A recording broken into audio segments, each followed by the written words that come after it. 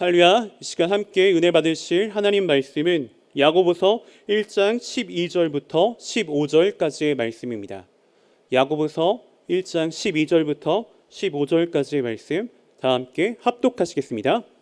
시험을 참는 자는 복이 있나니 이는 시련을 견디어낸 자가 주께서 자기를 사랑하는 자들에게 약속하신 생명의 면류관을 얻을 것이기 때문이라. 사람이 시험을 받을 때 내가 하나님께 시험을 받는다 하지 말지니 하나님은 악에게 시험을 받지도 아니하시고 친히 아무도 시험하지 아니하시느니라. 오직 각 사람이 시험을 받는 것은 자기 욕심에 끌려 미혹됨이니 욕심이 잉태한즉 죄를 낳고 죄가 장성한즉 사망을 낳느니라. 아멘. 저는 오늘 본문의 말씀을 근거로 시험을 받을 때라는 제목으로 함께 귀한 은혜의 시간을 나누기 원합니다. 네, 여러분, 우리는 살아가면서 시험이라고 하는 것을 치르게 될 때가 참으로 많이 있습니다. 어린 학창 시절에는 우리 모두가 다 학교라는 장소에서, 학교라는 그 공간에서 함께 시험을 치르셨을 것입니다. 그런데 이 시험이라고 하는 것은 여러분 어떻습니까? 이 시험이라고 하는 것은 모두가 다 좋아하는 성질의 것이 아닙니다. 공부를 잘하는 학생이든 공부를 잘하지 못하는 학생이든 이 시험이라고 하는 것은 모두가 다 피하고 싶어 한다는 것입니다. 하지만 시험을 치러야지만, 이 시험을 받아야지만 학생들이 더 공부를 열심히 할 수 있게 되고 성장하고 도약을 이룰 수가 있게 되는 것입니다. 그런데 학교에서의 시험만 그런 것은 아니라는 것입니다. 우리가 살아가다 보면 많은 시험을 치르게 될 때가 있습니다. 마찬가지로 영적인 부분에서도 우리가 시험을 받을 순간이 참으로 많다는 것이죠. 자, 그럼 여러분, 우리가 이러한 영적인 시험을 받는 이유는 무엇 때문입니까? 어떠한 이유 때문인가요? 바로 영적인 도약을 통해서 생명의 면류관을 얻는 그러한 목적이 있기 때문입니다. 그런데 이러한 영적인 시험을 우리가 잘 통과하면 물론 좋겠지만 그렇지 못하는 순간에 이르게 될 때 보통 우리는 어떠한 반응을 합니까? 어떠한 반응이 나오게 되나요? 보통은 원망을 하고 불평을 할 때가 많습니다. 자, 여러분, 예를 들어서 어떤 사람이 운전면허 시험을 치르게 됐는데 앞차를 받고 그만 탈락해버리고 말았다고 가정해 봅시다. 그때 그 사람이 이렇게 원망을 할 수 있을까요? 내가 이 시험에서 탈락한 것은 내 앞에 있는 차가 갑자기 급정거를 했기 때문입니다. 그렇기 때문에 나는 아무 잘못이 없습니다. 모든 책임은 원인을 제공한 저 앞차에게 있습니다. 자, 여러분, 이러한 논리가 옳다고 생각하십니까? 아니죠. 안전거리를 유지하지 못한 본인의 책임이 더 크다라는 것을 우리는 생각해 볼 수가 있습니다.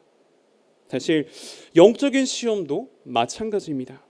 우리는 나 자신의 부족함을 통해서 시험에 합격하지 못하고선, 나 자신의 부족함 때문에 시험에 실패하고선 다른 사람을 원망하고 다른 사람을 불평할 때가 참으로 많습니다. 때론 하나님을 향하여서 원망의 목소리를 낼 때도 있다라는 것입니다. 자, 오늘 본문 야고보서 1장 12절에서 13절의 말씀을 보면 시험을 참는 자는 복이 있나니 이는 시련을 견디어낸 자가 주께서 자기를 사랑하는 자들에게 약속하신 생명의 면류관을 얻을 것이기 때문이라. 뒤에가 중요합니다. 13절. 사람이 시험을 받을 때 내가 하나님께 시험을 받는다 하지 말지니 하나님은 악에게 시험을 받지도 아니하시고 친히 아무도 시험하지 아니하시느니라. 자, 그런데 여러분, 자, 이 본문의 내용을 자세히 들여다보면 약간은 아이러니한 부분이 있습니다. 어떤 부분이 아이러니한가요? 자, 12절의 말씀에서는 분명히 시험을 참는 자는 복이 있다라고 하시면서 주께서 생명의 면류관을 상급으로 주신다고 하셨습니다. 그런데 13절의 말씀에서 하나님께서는 아무도 시험하지 아니하신다라는 표현을 쓰고 있다라는 것입니다. 자, 여러분, 이게 무슨 의미를 갖고 있는 것일까요? 어떤 의미가 있기 때문에 이런 표현을 사용했을까요? 자, 우리가 통상적으로 시험이라고 할 때는 무언가를 통과하기 위해 치르는 것을 말합니다. 어떠한 기준을 통과하기 위해 치르는 것이죠. 그래서 세상에서 말하는 시험이란 어떻습니까? 그 시험의 문제를 출제하는 출제자가 있습니다. 시험을 출제하는 사람이 일정 점수 이상의 사람을 뽑기 위해서 시험을 치르게 한다라는 것입니다. 자, 그럼 이런 관점에서 볼 때 성경에서 나오는 시험은 하나님께서 문제를 출제하시는 출제자이실까요? 아니면 시험의 출제자가 따로 또 있는 것일까요? 자, 여러분, 성경에서 시험이라는 말을 사용할 때는 하나님께서 자기 백성을 단련시키기 위해 행하시는 연단이나 훈련, 그러한 뜻으로 사용될 때가 참 많습니다.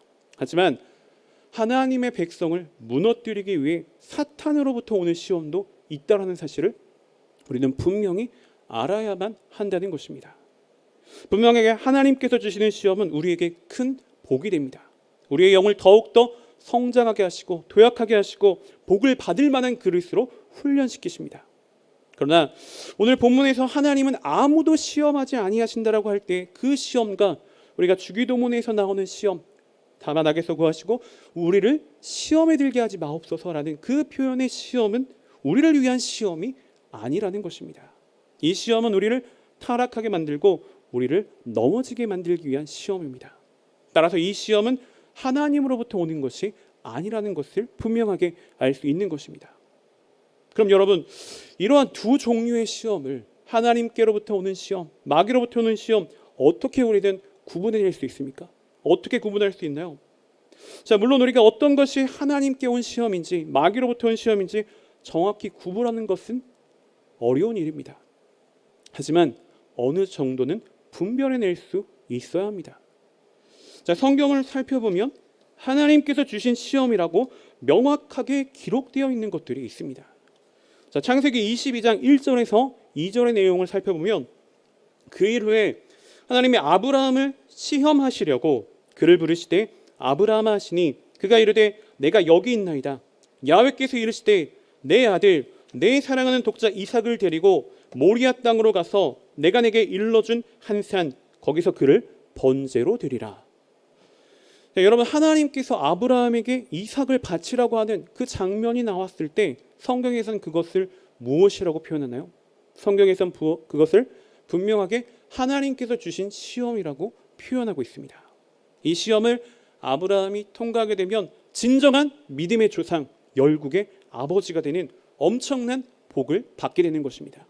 실제로 아브라함은 이 시험을 잘 통과하여서 하나님께로부터 어마어마한 복을 받는 것을 우리는 확인해 볼 수 있습니다.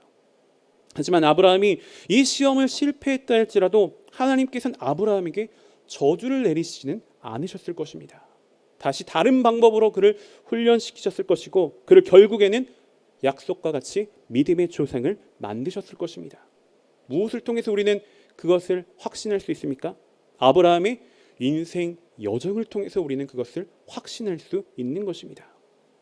여러분, 아브라함의 모습은 어떠했습니까? 처음에 아브라함의 모습은 어떠했나요? 그의 부인 사라를 2번이나 다른 남자에게 팔아넘겼던 부도덕한 사건들, 그러한 실패의 경험들이 있었습니다. 또한 사라의 몸종 하가리를 통해서 이스마엘을 낳는 그러한 실패를 반복하기까지 했습니다. 하지만 하나님께서는 아브라함을 위해 오래 참고 인내하셨습니다.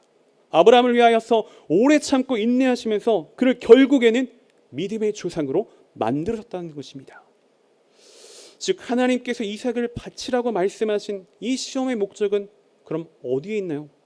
하나님께서 아브라함의 신앙을 도약하게 만드셔서 복을 주시기 위한 사실이라는 것을 우리는 분명히 구분해낼 수 있다는 것입니다.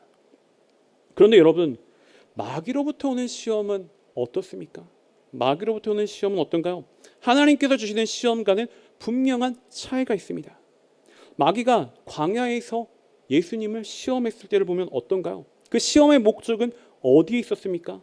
예수님께서 그 시험에 빠져서 망하게 하는데 목적이 있었습니다.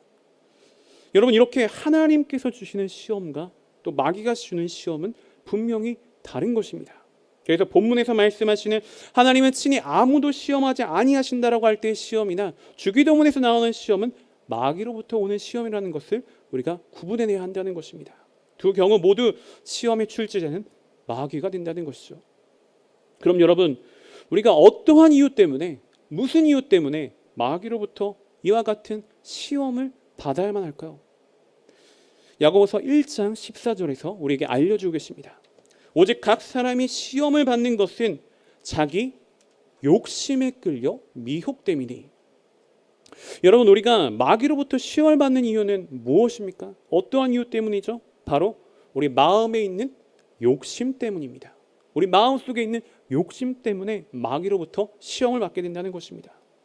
그런데 여러분, 우리 인간이라는 존재는 누구나 다 어느 정도의 욕심은 가지고 있습니다. 욕심이 전혀 없는 사람은 아마 한 사람도 없을 것입니다. 크고 작은 차이는 있겠지만 대부분의 사람은 어느 정도의 욕심은 다 가지고 있다는 것이죠. 또한 이 욕심이라고 하는 것은 사실 어떻게 보면 인간을 움직이게 하는 원동력이 되기도 합니다. 만약 욕심이 전혀 없다면 어떨 것 같나요? 우리 인간은 제대로 된 삶을 누릴 수가 없게 됩니다. 왜 그럴까요? 왜 그렇습니까? 자, 예를 들어 우리에게 식욕이 없다라고 가정해 보십시오. 식욕이 없다면 우리의 몸은 영양이 결핍되어 버리고 말 것입니다. 또한 성공에 대한 욕심이 없다면 어떨 것 같습니까? 성공에 대한 욕심이 없다면 삶은 게을러지고 나태해지고 말 것입니다. 또한 인류의 발전도 기대할 수가 없게 될 것입니다. 이렇게 인간에게 있어 반드시 필요한 것이 어느 정도의 욕심이라는 것이죠. 하지만 한편으로 보면 욕심만 가지고 살아서는 안 되는 것이 우리 인간입니다. 음식에 대한 욕심을 통제하지 못하면 어떻게 됩니까? 몸이 아주 뚱뚱해지고 비만에 걸리게 될 것입니다. 또 성공에 대한 욕심만 가득하게 되면 어떤가요? 마음이 강팍해질 수 있고 삶이 너무 경직되어 버리고 말게 될 것입니다.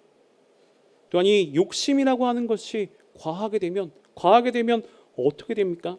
자기 분수 이상의 것을 소유하려고 하는 그러한 올무에 빠지게 됩니다. 그러면 어떻게 되나요? 어떠한 기준, 그 기준을 빗나가게 됩니다. 기준에서 벗어나게 되는 것이죠. 자, 여러분, 죄라는 뜻은 어떤 의미가 담겨져 있습니까? 이 죄라는 것을 원어적으로 살펴보면 빗나가다라는 의미가 내포되어 있습니다.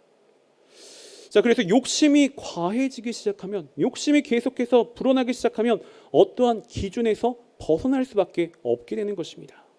오늘 말씀에 따르면 빗나가다가 결국에는 사망에 이르게 되는 것이죠. 여러분, 아담과 하와를 한번 생각해 보시기 바랍니다.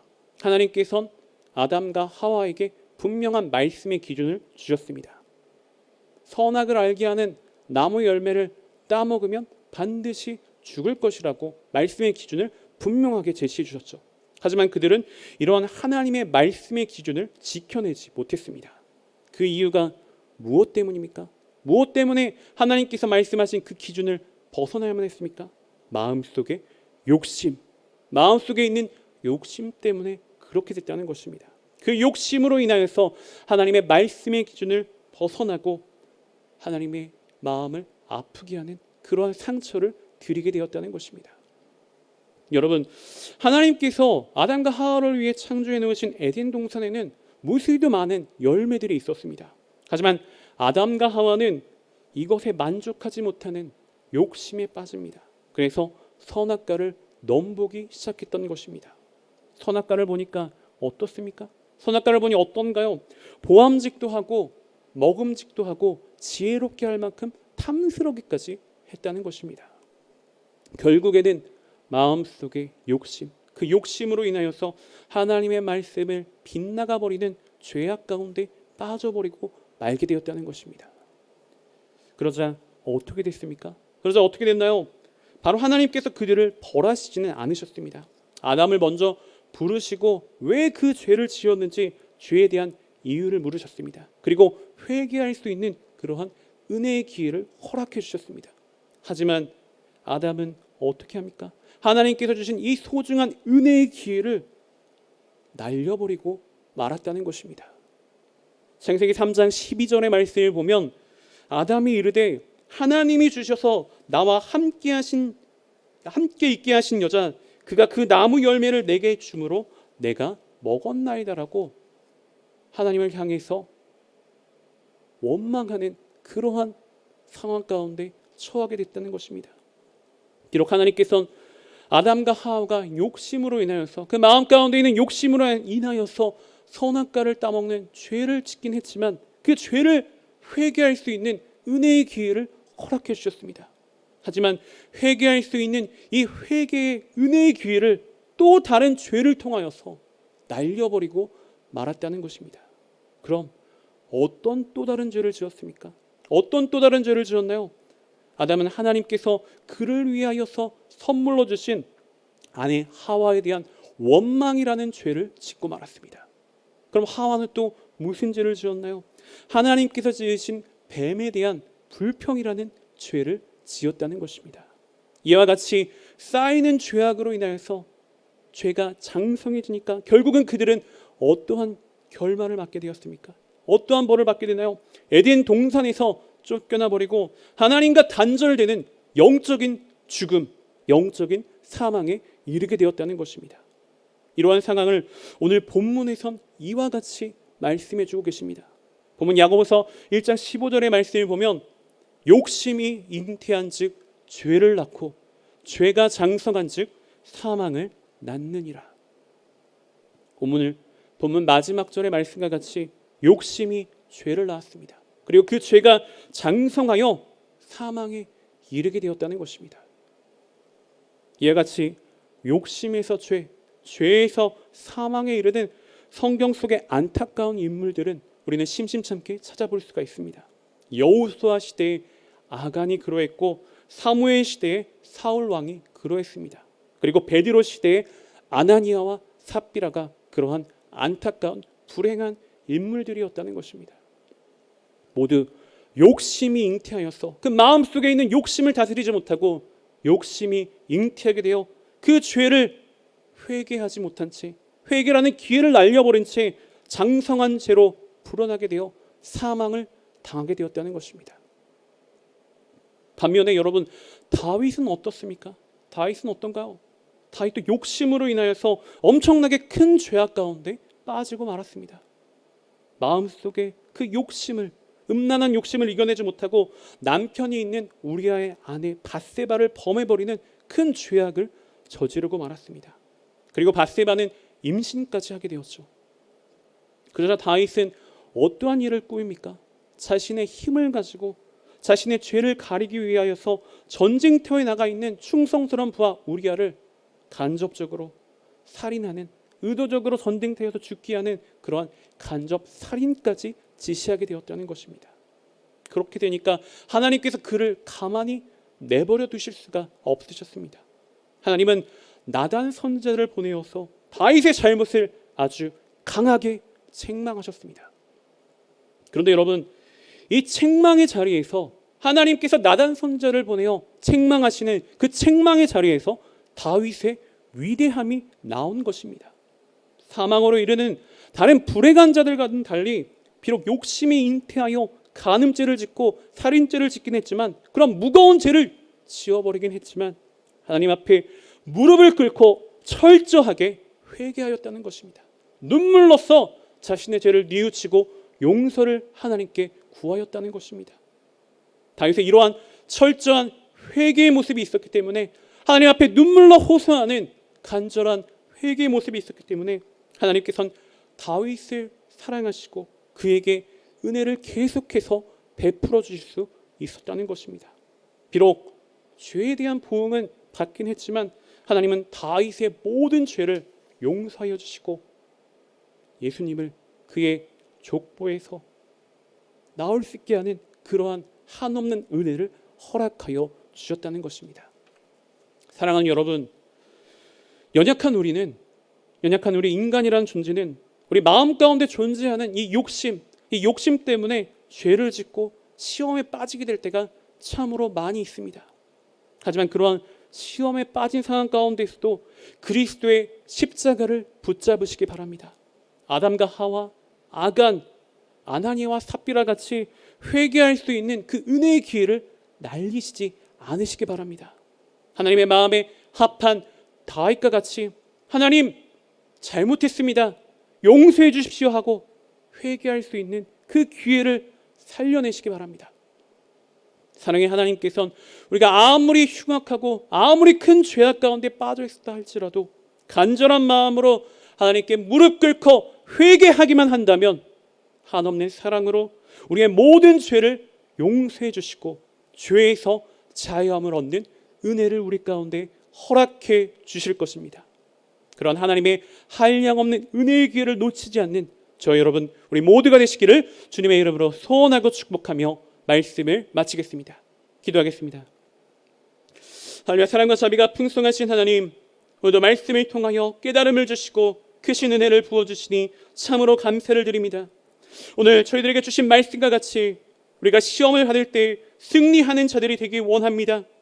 먼저 우리를 시험에 빠지게 만드는 우리의 마음속의 욕심을 다스리는 지혜로운 자들이 되게 하시고, 혹시 우리의 연약함으로 인하여서 우리의 부족함으로 인하여서 죄악 가운데 빠지는 안타까운 상황에 처했다 할지라도 그리스도의 십자가 그 보혈을 의지하여 죄에서 자유를 얻는 저희들이 되게 하여 주시옵소서.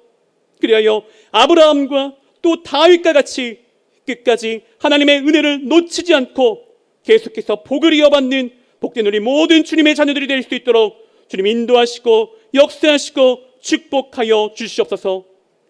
거룩하신 하나님, 이제 또 저희가 정성껏 준비한 예물을 주님 앞에 드립니다. 들어주는 모든 손길 가운데 주님의 한없는 은혜와 사랑으로 가득히 채워주시고 이 예물이 쓰여지는 모든 것 가운데 주님의 영광만이 드러나게 하여 주시옵소서. 감사드리며 모든 말씀 따라 역사하시는 나사렛 예수 그리스도를 받들어 감사하며 간절히 기도 올리옵나이다. 아멘.